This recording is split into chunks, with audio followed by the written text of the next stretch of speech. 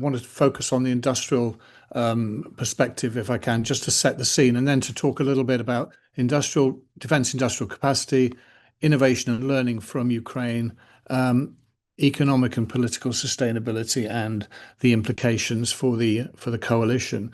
I think we've started off with what you might call an emergency response to supporting Ukraine, and I think now that's changed. So we've been looking at how we can help them militarily, how we can build fighting capability, both defensive and offensive, and I think now we're moving into talking about reconstruction, economic growth post-conflict.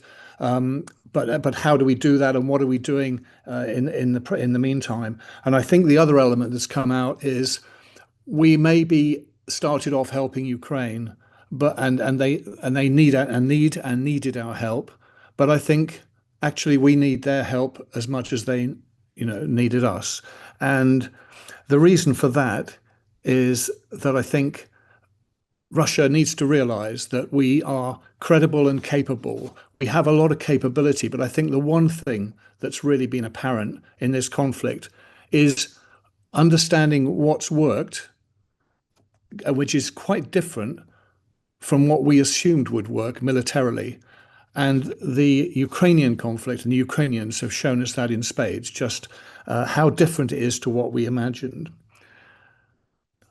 I think there's an element which I think has run through a lot of the speakers today, this idea of a narrative, a language, an ambition. And I think that there's a lot of things that we say politically, and they mean something to us politically, and it's important to have the political support and will. But it's how do you then turn that into something, something tangible? I think the thing that's happened is, and over the years really, is we've seen the budget increasing because of the US influence. We've seen budget increasing in all of the countries and a commitment to spend more.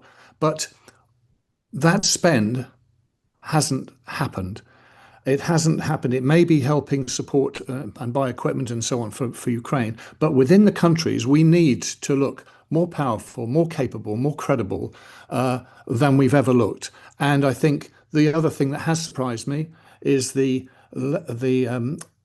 way in which we can no longer rely, as we used to, on US support. We will still need that, but I think one of the implications is we absolutely need to be more in control of our own destiny. But we still have a reliance on the US, and that will probably continue in some way. But I think the Ukrainians have shown us what works, and I think the lack of support that we had anticipated, although maybe it was flagged before Trump came into power, we perhaps shouldn't have expected all of that. It has raised the stakes, if you like. And I think when you then move on to the defense industrial capacity, I think we're moving more to a phase where we're focused as much on industrial output as we are on political will. I think all the words, all the sentiments are real, they're sincere, and they're evident. But we've got to look at how we increase our industrial output, not only to support the Ukrainians, but actually for our own benefit. And I know from the UK how important that is. I think, in terms of ammunition, drones, air defense systems, repair capacities, etc. And I think we're now looking at how we can support the Ukrainians more effectively and militarily for what the current conflict is, but also how these public-private collaborations are becoming more essential to look at long-term support for Ukraine beyond the current conflict, and then moving into ability to export and rebuild the country economically. I think the one element and by the way, there's a lot that we're doing from a UK perspective in terms of trade associations leading missions into Ukraine. The Department of Trade is putting manuals together to help people understand how to do business in Ukraine. They're also looking for inward investment from venture capitalists and PE. But interestingly, as an example of what the Russians will do, they're setting up front venture capital companies which look as though they're investing in Ukraine, but actually what they really want is to suck the innovation out and understand what's going on. So we've got to be really conscious about how things are played out from the Russian point of view. I think the other element is we need time. Not that I'm advocating wanting to keep conflicts going any longer than we have to, but the longer that we can enable Ukraine to push back on Russia, the more time we have to, and we need to move more rapidly, by the way, to build up our own capability and credibility. And I think when you look at the numbers of us, there's 28, 30 of us in countries that have to make a decision. There's one person makes a decision in Russia, and I think that's an issue that we need to show that we can make decisions quickly, effectively, and we can move in a very agile way. I think one of the most important lessons, though, is the innovation and learning from Ukraine. They really have identified and continue to identify ways in which they can evolve, and it is a war fighting mentality which we don't have. And I think the point has been made through these various talks this afternoon about we understand what the threats are, we understand what needs to be done, but the wider public in our respective countries don't quite see that way. If anything, they maybe feel things aren't quite working, things aren't quite going Ukraine's way, it's inevitable, they'll have to capitulate, etc., etc. So these are things that we need to counter, and we need to counter them not just with words, because they hear a lot of words. We need to counter them with evidence and examples of success and progress. And I think keeping your population motivated in a hostile environment is a fundamental. It's a fundamental of all the wars.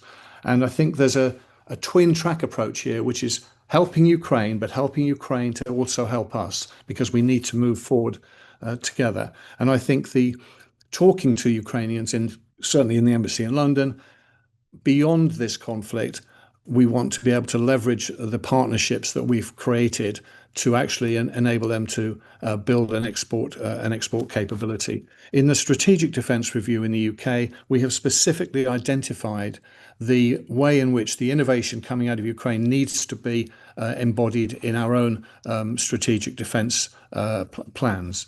So I think the challenge for the coalition, I think, is to maintain that political support. But I think we need to pay attention to the language, the intent, the resolve that we have, and our ability to make decisions and stick to them rather than just be seen to be talking about things. And I think it's how that then translates into positive action. And we need the time to build up our own capabilities. And some countries are doing this faster and more than others, but it's something that we really do need to show that we actually are increasingly powerful and less attractive for Russia to take on. And when we provide support to Ukraine, we provide it, it's serious and it's credible, and it's not just a bunch of Europeans talking about it. So I think that we also need to make sure we've got this popular support, and to compensate for what we are going to see perhaps is either an unpredictable or a lower level of support than we would traditionally have expected from, say, the USA. So I'll probably stop there in the interest of time, and maybe I've said a few things there that are perhaps not so palatable, but happy to expand on that if you would like.